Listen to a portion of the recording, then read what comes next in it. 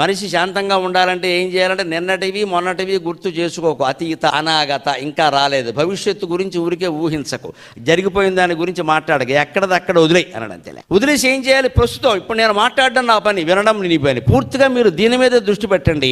నేను మాట్లాడడం మీద దృష్టి పెడితే కార్యక్రమం విజయవంతం అయినట్టే, అనుమానం వెళ్ళలేదు. ఇంకా నేను మధ్య మధ్యలో మాట్లాడుతూ ఏదో ఆపేసేసి నా వ్యవహారాలేవో నేను ఎక్కడో గుర్తు చేసుకుంటూ అది నాకు సాధ్యం కాదని కూడా మాట్లాడలేదు. కానీ మీలో అందరూ అలా ఉంటారని ఏం లేదు కదండి. ఇక్కడ మాట్లాడుతూ కూడా మధ్యలో ఒకడు ఏం చేస్తూ ఉంటాడు, ఫోన్ కెలుగుతూ ఉంటాడు ఇక్కడ కూర్చుని ఇలా. ఇంకొకళ్ళు అయితే ఇంటి దగ్గర ఏమిటో వచ్చేటప్పుడు తలుపు తాళం వేయడం మర్చిపోయి ఏమైందో, ఉంటాయి పోయినవి పోతాయమ్మా గొడవలు. ఇవే మనం జరగబోయేవి జరిగినవన్నీ ఇక్కడ అమృతప్రాయమైన ప్రసంగం అనుకునే మనం వచ్చాం కదా. మీ మనస్సును మీరు ఆలోచించుకోండి, ఎక్కడెక్కడో ఉంటుంది, అదే పోయింది.